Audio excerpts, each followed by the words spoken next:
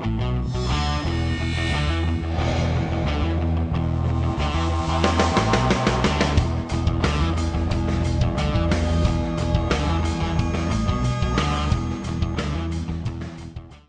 you all for coming together for this. Now, we are gracious to have an excellent panel with us here tonight, and I'm going to turn over the microphone right now back to Tom Arabia from the ISO to move on with the program, as I'm sure that we're eager to hear what they have to say and not waste any more time on this. Thank you so much.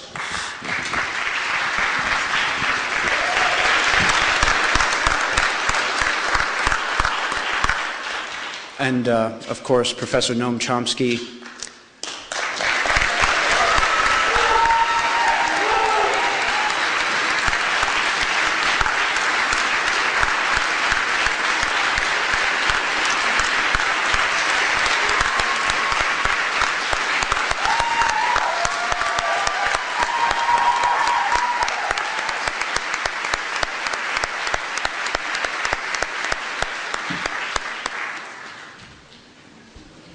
So I can go on with the introduction of Noam Chomsky then?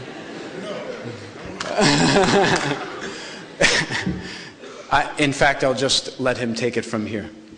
Thank you, Noam. There are quite a range of topics to talk about. It's a lot of complex issues. I have a few minutes. I don't want to speak too long. And I'll just pick two topics and try to focus on them. A couple of words about something else.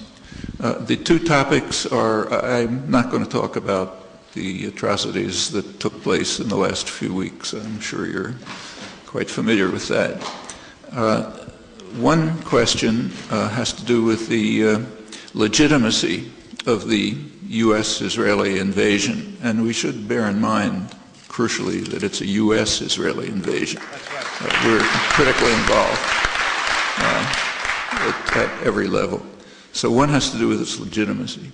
The second question that I want to talk about has to do with the reasons for it. Now, the two are intertwined, so what I say won't be entirely segregated, but I'll try to do it systematically. Now, as far as the legitimacy is concerned, it's almost universally assumed in commentary that the invasion is legitimate. It's criticized as being disproportionate, but it's legitimate because obviously a state has the result to defend itself against attacks from the outside.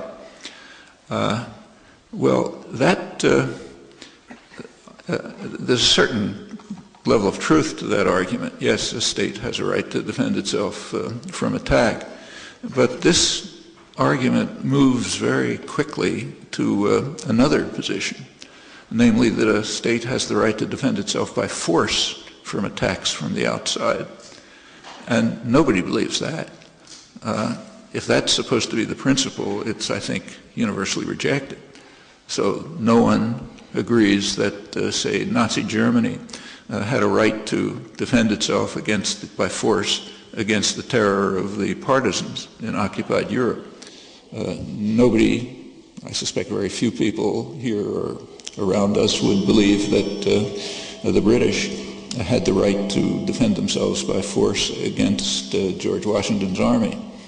And the reasons are obvious. In both cases, they had no reason to be there in the first place.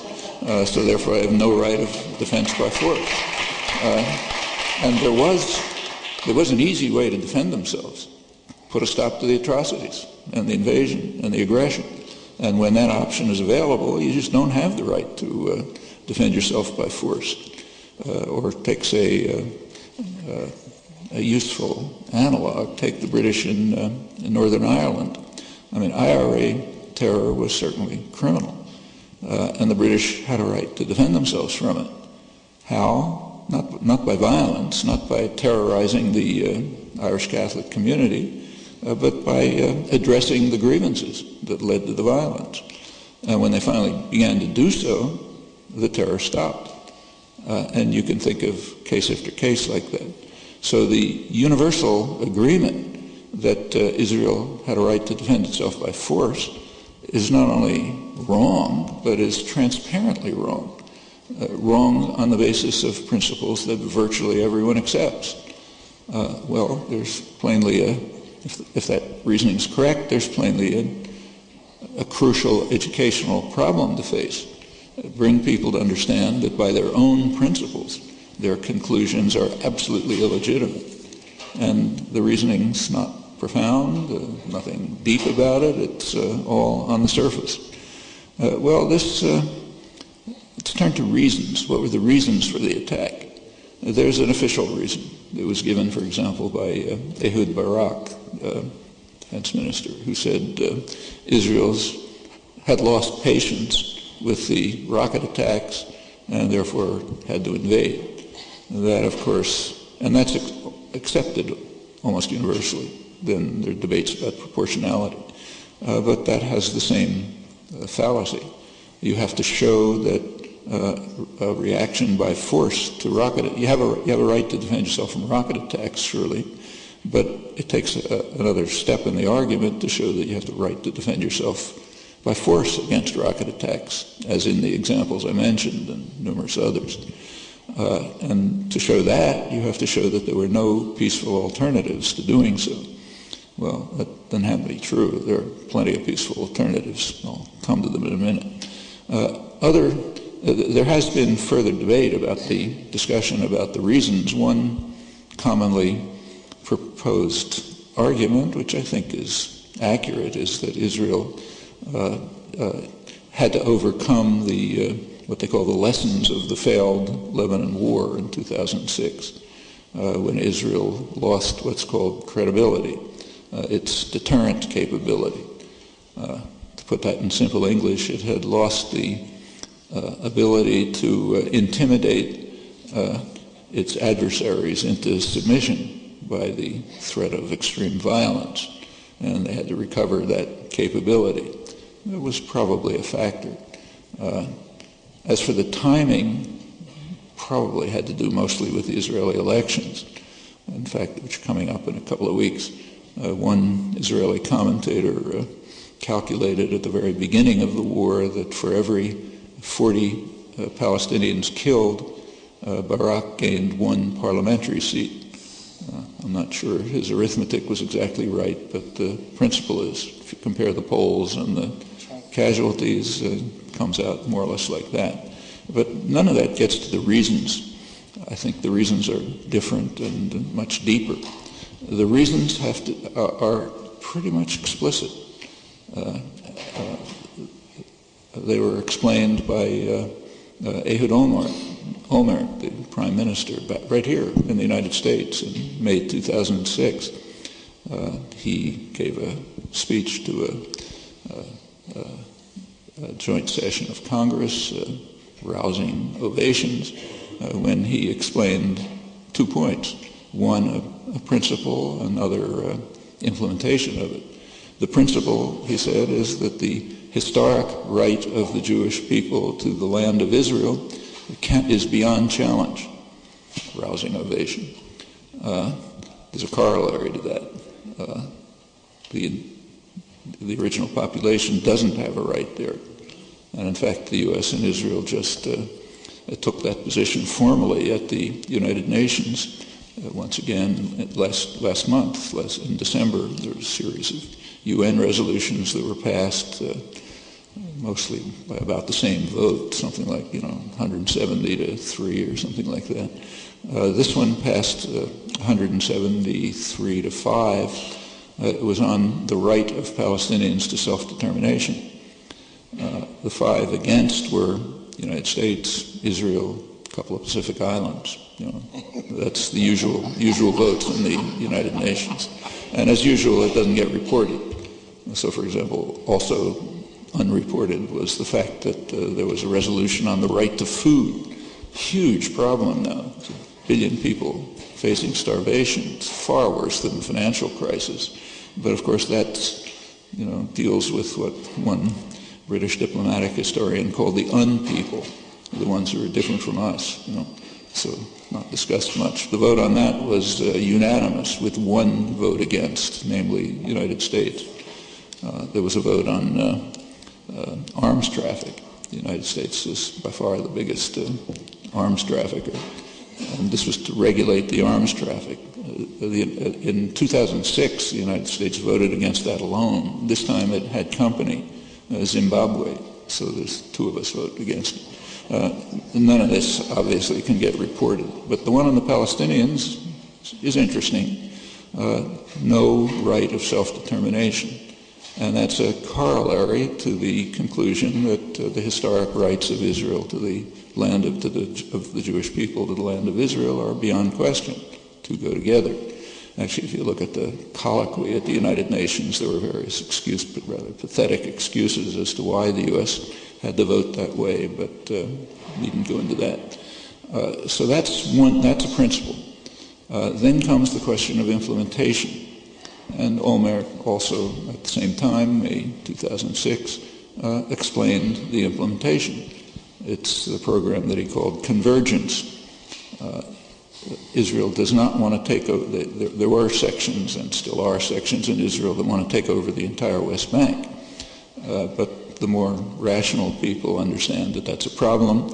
It leads to what's called the demographic problem. There'll be too many Palestinians in the state, and if it's at all democratic, it won't be a Jewish state. So you have the problem of how to keep a Jewish state while taking over what you want in the West Bank. And on the side, it's not in question that all of the actions in the West Bank are illegal, in violation of the foundations of international humanitarian law, the Geneva Conventions. In fact, the Israeli government was informed of that in 1967 by its own top legal representatives, including the Justice Minister. So, and it's been ratified by the International Court of Justice, the World Court, in a unanimous decision, including the U.S. Justice. So there's no real debate about that. Everything that's going on there is criminal. And the U.S. as what's called as a high contracting party to the Geneva Conventions, has the legal responsibility of acting to prevent it. Not doing so is also criminal, and directly abetting it by economic, military, ideological, other means is, multiply criminal. So the criminality of all these actions in Washington and Tel Aviv is not in question, but it's accepted universally that somehow that's okay. In other words, the United States regards itself as an outlaw state. Its commentators, intellectuals, media accept that, and that right of being an outlaw state is inherited by its clients. So the issue of criminality is kind of off the agenda. How do you go about taking what you want in the occupied territories without running into the demographic problem? Well, there's a way. Traces way back to 1967. It's taken various forms since. Olmert's version was that Israel should annex everything within what's called the separation wall. It's an annexation wall, actually. It should proceed, as it's been doing, to take over the Jordan Valley. That's about a third of the West Bank. That imprisons what's inside. Of course, Israel has total control of the air and so on. But what's inside, the imprisoned part, has to be broken up into cantons. You take a look at the settlement map. There are two salients, actually three salients, that cut through the West Bank, from the part that Israel will annex within the separation wall up to the Jordan Valley. One goes east of Jerusalem. What's called Jerusalem is illegally annexed by in violation of Security Council resolutions that go back 40 years. But the U.S. accepts it, so it's okay. By now it's Greater Jerusalem, much expanded. And to the east of it there's a town, Ma'ale Adumim, which was developed mostly in the Clinton years with the purpose of bisecting the West Bank.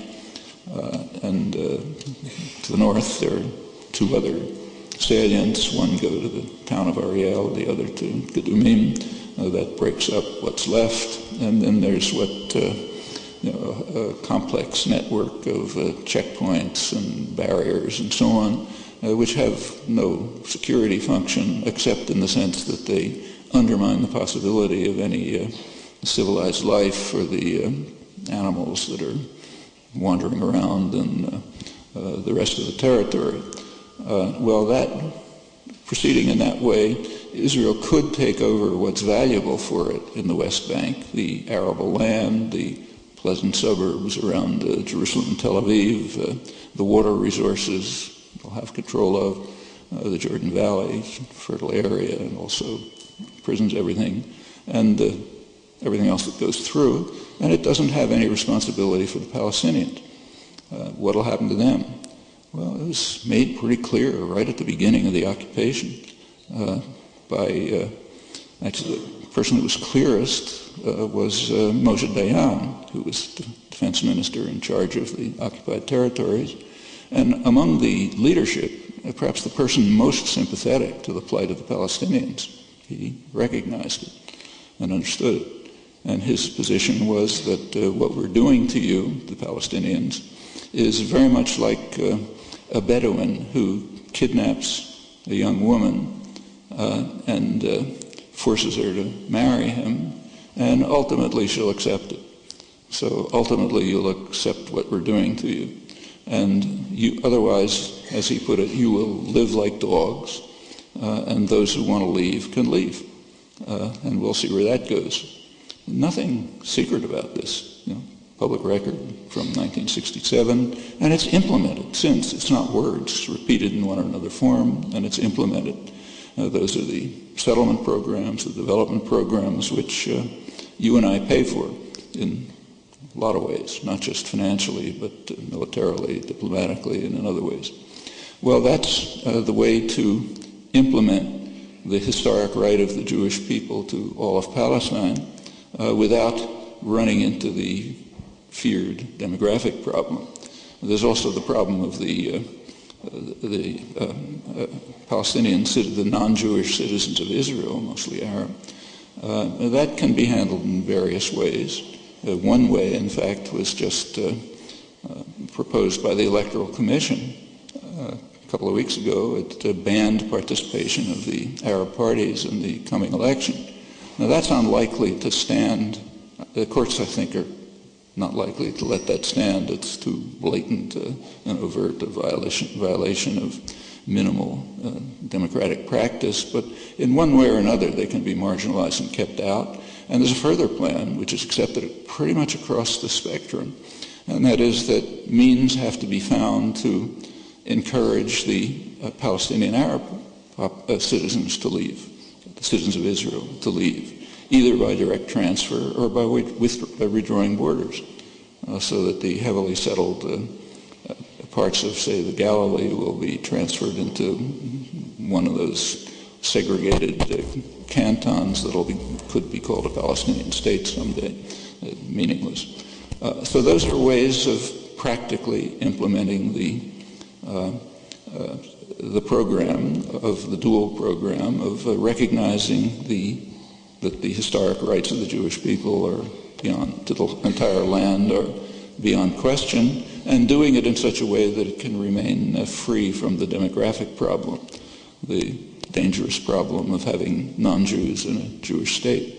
And those are not just proposals. I mean, they're being implemented every day, going on constantly. Well, those proposals can be implemented only if there's no resistance to them. Now, in the West Bank, by now, there's very little resistance because of Israeli violence, which has indeed subdued the population, and by now because of collaborationist Palestinian forces. As I'm sure you know, Israel's, the United States, with its allies, the Arab dictatorships, Jordan, Egypt, have trained security forces, Fatah security forces, whose main task is to subdue the population. So if they have a demonstration, against the atrocities in Gaza, then instead of the Israeli army going in, they'll do it. That's a typical colonial pattern. It's the whole history of colonialism works like that. I won't run through the details, but it's absolutely common, very common. So like, say, India was, the population was mostly kept under control by Indian soldiers under British command. And it's just a typical and natural procedure. In Chechnya today, it's kept subdued and quiet and developing and so on under Chechen military forces, with the Russians in the background in case anything goes wrong. It's routine, and it's being duplicated in the West Bank. Well, okay, they've pretty much subdued protest in the West Bank so that you can carry out the policies without disturbance, but they haven't yet subdued Gaza. Gaza, you still have resistance. Now remember, Gaza and the West Bank are one unit. Now, furthermore, they are both occupied. There's no question that Gaza is occupied. Even as sane Israeli commentators point out that there's never been a day that it hasn't been under occupation. There's talk about, the famous disengagement, but that was a well-organized scam. Hardliners in Israel, like Ariel Sharon, the patron saint of the settlers, understood that it's completely senseless to keep several thousand Jewish settlers in the ruins of Gaza, which they had already pretty much destroyed, taking a large part of the land and the scarce resources like water, and protected from 1.5 million people by a big component of the IDF, the Israeli army. That's just crazy. So what makes sense is to essentially transfer them to valuable territory. They're subsidized to go to Gaza, so fine, you load them up in trucks and take them over to be illegally subsidized in the West Bank, which you want to keep, which is what happened. I mean, when they announced the disengagement, they also, at the same time, announced new settlement programs in the West Bank. Most of them went there. Some went to the illegally occupied Golan Heights. That's almost all of them. This had to be presented as a trauma, a national trauma, because you had to have images on the front pages of the newspapers about, you may remember the Boston Globe, pathetic little boy, pleading with the soldiers not to take them away, and destroying their homes. You can have cries of "never again." It's kind of like the Nazis and so on. They're all totally faked. I mean, if they wanted to remove the settlers, there was nothing easier. They could have simply announced on August 1st, the Israeli army is going to leave Gaza. 2 days later, the people who lived there would have climbed into the lorries provided for them and quietly gone to their new subsidized homes in the illegally settlements in the West Bank. But then you wouldn't have had a national trauma, and you wouldn't be able to shout "never again" and so on. There's a lesson in this, because it also has to do with the possibilities of dealing with the settlements in the occupied territories. In the rest of the occupied territories, the West Bank, it's very commonly argued that if the Israeli army, that there's no possibility of a two-state settlement, because if the Israeli army tried to forcefully remove the settlers, there would be a civil war. And that's probably true. The religious nationalist settlers have such a powerful role inside Israel, in particular in the Israeli army, that they might just refuse to carry it, especially at the officer corps. Many of them obey the rabbis, not the state, openly. So yes, they might refuse to do it, have battles, could be a civil war. But there's no reason for any of that. To eliminate the settlements in the West Bank is a trivial move. Just withdraw the army, and the settlers will divide. Many of them are just there because they're paid to have a decent quality of life. Okay, so they'll go back and be paid to be within the borders of Israel. There will be nationalist religious groups that'll fight to hang on to every, clod of earth. Okay, they can be left to their own devices. They can stay under Palestinian authority, or they can leave too. But there doesn't have to be any civil war, and there doesn't have to be any force. The mechanisms are straightforward. So that's not a barrier to proceeding to a political settlement. And this has been done. There are many examples of this. Just to take one recent one, which was pretty dramatic, but can't be discussed here because of what it implies. Indonesia in 1975 invaded East Timor. And it's about what happens about as close to genocide as anything in the modern period. They killed hundreds of thousands of people, maybe a quarter of the population, strongly backed by the United States, also Britain when the atrocities mounted, others. And they swore they were never going to leave. The general said, it's part of Indonesia, we're going to keep it, nothing the world can do about it.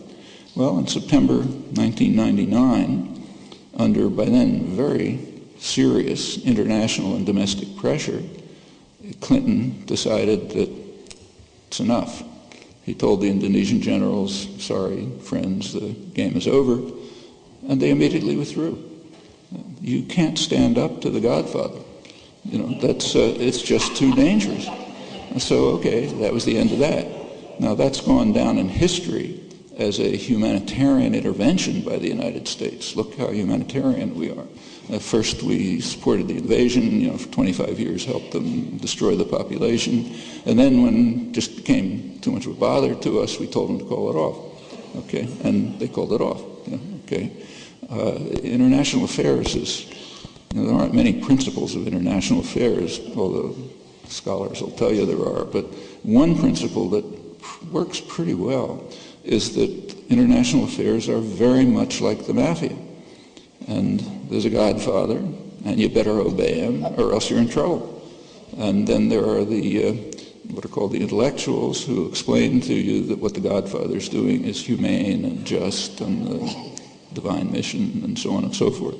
This is pretty much the way it works. And the same could work in the rest of the occupied territories. Let's go back to the question of legitimacy of the attack. Are there peaceful alternatives for Israel when they're under rocket attack? Well, there are alternatives in a narrow sense and also in a broader sense. Now, the narrow sense is sometimes discussed. The narrow alternative is just to accept the ceasefire. Okay, that would mean ending the rocket attacks and opening the border.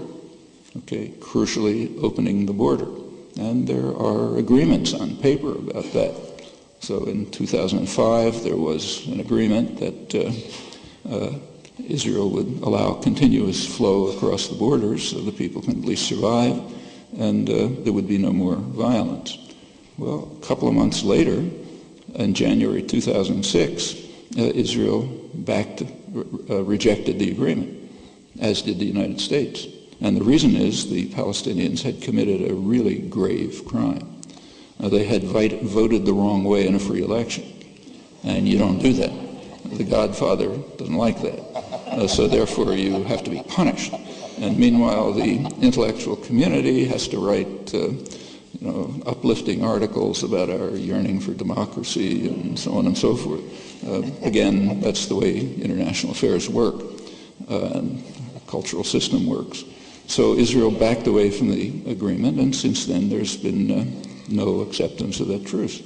Actually, right before the present invasion, the latest invasion, December 27th, the political leader of Hamas, Khalid Mashal, proposed that they go back to the 2005 agreement. Okay? No need for an invasion. Israel didn't even respond to the request. It was much better to attack. Then you can try to eliminate the last resistance to the atrocities that continue every minute, both in Gaza, but more seriously in the West Bank, which they really care about and want to take over in the way I described. So that's a narrow proposal. You can accept the ceasefire. The broader proposal is very simple. Accept international law, which is straightforward. You have no right to be in the occupied territories. Withdraw and allow Palestinian national self-determination in the released territories. That would be the West Bank and Gaza, 22% of the former Palestine. Now, on that matter, there is an overwhelming international consensus, and there has been for over 30 years. Other topics that aren't discussed here. This proposal came to the Security Council of the United Nations in January 1976. It was brought by the Arab, what are called the confrontation states, Syria, Jordan, Egypt, two-state settlement on the international borders, incorporating all the wording of UN 242. Those of you who follow this know that that's the, at least in principle, that's what everyone accepts. So the right of Israel and every other state to live in peace and security within recognized borders and so on, and a Palestinian state in the released territories. Well, Israel was bitterly opposed to that. They actually carried out an action which presumably was directed against the UN. Israel bombed Lebanon for no pretext, killing 50 people. It was kind of reported here, but it's like a footnote. Rightly, it is a footnote. That was probably a message to the United Nations, don't fiddle around with us. And the U.S. vetoed it. Okay, the Godfather took care of that.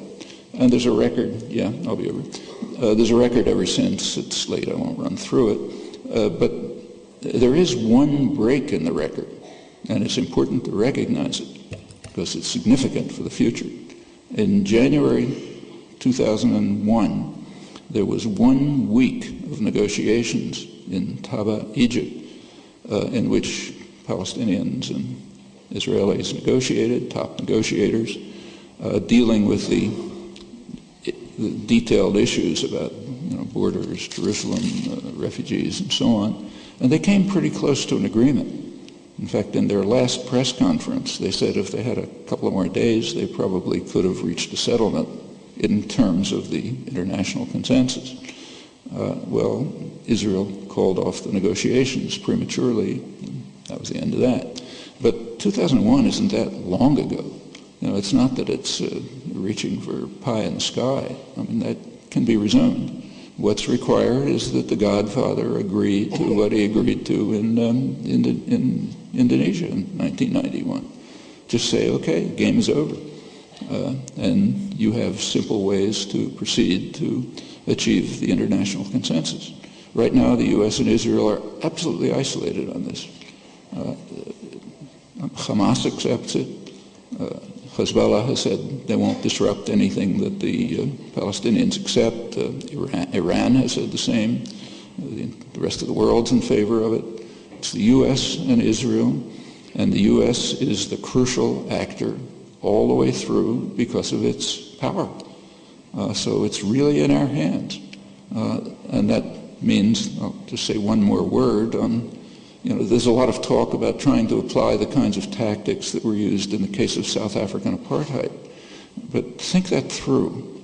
It's tempting, I agree, boycott, divestment, sanctions. Think it through. The South African boycott, divestment, and sanctions were effective after decades of education and organizing in the 1980s, at a point when Congress was passing legislation in favor of boycott, barring U.S. trade. Mayors were getting arrested, protesting against apartheid. American corporations were protesting against it.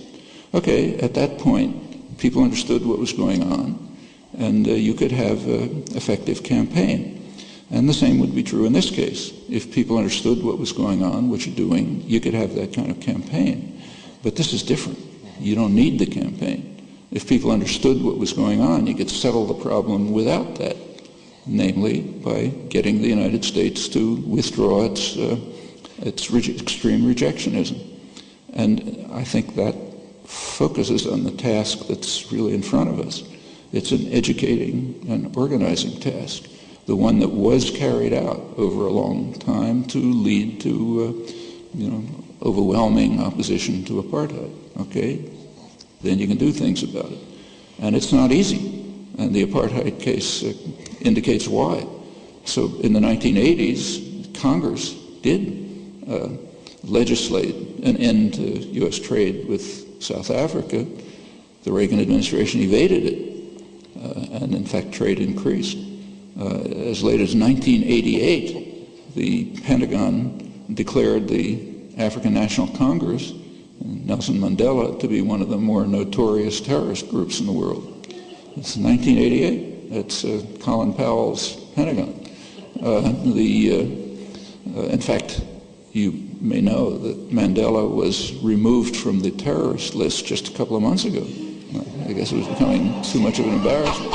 So, you have to, even if, even at the time when you really have the basis for achieving something, you've got to compel the U.S. government to go along with it.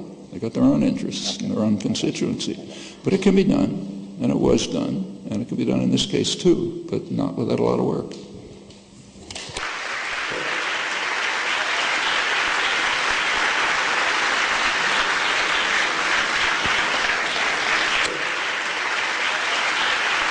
Professor Noam Chomsky.